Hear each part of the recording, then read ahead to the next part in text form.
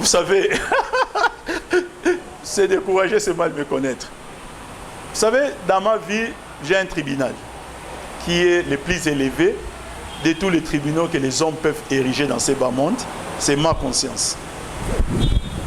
J'ai beaucoup de facilité de réparer un dégât si j'en ai commis quand je sais que ma conscience me reproche de quelque chose. Si ma conscience ne me reproche absolument rien, comme c'est le cas d'espèce, je ne vois pas pourquoi je dois arrêter de faire ce que je pense être bon. Je ne vois pas pourquoi je dois casser les rêves de ces jeunes joueuses qui ne sont pas encore dans les équipes, mais qui demain ont envie de faire comment? De jouer. Je ne vois pas pourquoi. Moi, je regarde beaucoup plus cette catégorie. Vous savez, c'est vrai qu'au-delà du tournoi, Maman Olive, dans sa bonté légendaire, leur a aussi offert, comme c'était la fin de l'année, des denrées alimentaires. Est-ce que c'est la première fois pour elle de les faire? Si je comprends bien, des artistes, plusieurs personnes qui bénéficient chaque année de cette bonté de sa part ont les droits, sauf les jeunes joueuses. Parce qu'apparemment, ça frustre, ça dérange. Pour quelle raison, je ne le sais pas. Mais lorsque nous sommes le 31 décembre, hein, je suis un père de famille. Je n'ai pas d'argent pour nourrir ma famille. Quelqu'un m'appelle. Il dit, Papi Tamba, je te dépends de 10 000 $. C'est un exemple que je donne. J'attends cet appel. S'il y en a qui ça entre, mon téléphone est ouvert, le numéro n'a pas changé. Mais je donne un exemple. Mais ça va être un cri de joie. Je peux même chanter pour considérer cet acte-là comme étant un acte venu directement du paradis. De toute façon, moi-même, je vis au paradis aussi. Vous comprenez? En quoi ça peut frustrer celui qui ne m'a rien donné? En quoi ça peut le frustrer? Ou en quoi ça peut frustrer celui qui a envie de me donner plus? Nous devons à un certain moment corriger nos attitudes en République démocratique du Congo. Moi, je considère que l'action que nous entreprenons, grâce au soutien de Mme Olive Lembe Kabila, apporte du sourire à une partie de notre population. Et moi, je vous l'ai dit, je ne suis pas prêt d'abdiquer. Je ne suis pas prêt. Tant que rien ne me l'interdit. Maintenant, par rapport à la date, comme vous le dites, on ne peut pas encore parler d'une autre édition avant de faire l'évaluation de l'édition qui vient de se terminer. Demain, samedi, nous avons une réunion pour faire l'évaluation de la deuxième édition. Ça tombe à pic avec ce sujet d'actualité. Ça nous permettra peut-être de savoir comment rectifier les tirs, comment nous devons essayer d'avancer tout ça. Vous comprenez?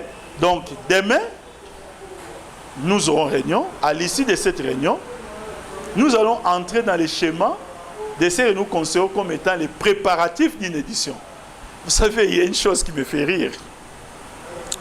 Quand les gens voient la finale d'un tournoi, ils voient peut-être les images, mais ils n'intègrent pas le travail qu'on doit faire en amont. Ils n'intègrent pas. J'ai organisé pendant 5 ans 11 éditions de tournois où il n'y avait pas de policiers. Mais les gens ne savent pas qu'avant le lancement de chaque édition, je devrais d'abord me familiariser avec tous ces quartiers-là, les parler. Sauf que c'est un côté que les caméras ne montraient pas. Il y avait un grand travail de sensibilisation pour que les tournois commencent et que les tournois fassent quoi?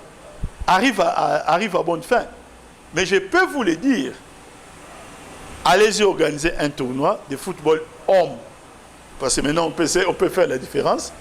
Donnez 2500 $ de cagnotte au premier et 1500 $ de cagnotte au deuxième, 1000 $ de cagnotte au troisième et 500 $ au quatrième, sans parler des restes. Allez-y l'organiser et venez me voir pour dire que je l'ai fait sans émettre. Les gens n'intègrent pas ça. Vous savez qu'on laisse la FECOFA tranquille. qu'on laisse toutes les autorités sportives, même féminines, hein, tranquilles. Elles ne sont concernées ni de loin, ni de près dans l'organisation de quoi? De ces tournois. Elles sont incapables de répondre à une seule question.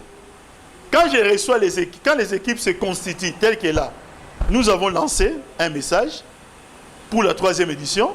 Nous avons dit du 5 au 15 janvier, c'est la phase pour les inscriptions des équipes. Nous sommes déjà, et vous voyez là, nous sommes déjà combien d'équipes qui se sont enregistrées? Hein? 34 équipes. On est déjà à 34 équipes enregistrées, on a encore les 7, il reste 8 jours. La particularité des tournois que nous organisons, c'est qu'il y a la plupart, plus de 80% des joueuses qui prennent part à ces tournois, nous sommes devenus de très bons copains, copines, amis, tout ce que vous voudrez. C'est devenu pratiquement nos jeunes sœurs, nos enfants, avec qui nous entretenons des rapports, même sur les plans privés, mais nous sommes devant une caméra. Moi, je suis fondamentalement croyant. Je suis chrétien. Ce n'est pas pour rien mon équipe s'appelle les croyants. Il y a un conseil qui nous a été prodigué par Jésus-Christ, que lorsque la main gauche donne, la main droite ne doit pas être comment? Informée. C'est indécent, je trouve, pour ma part, devant une caméra de télévision, de commencer à parler de certaines choses. Mais sachez-le tout simplement que les premières à être frustrées par rapport à ces sujets d'actualité, c'est d'abord les joueuses. C'est moi qui les calme, si vous ne le savez pas. Elles sont folles de rage, mais elles ne sont pas folles. Si elles sont folles de rage, elles ne sont pas folles.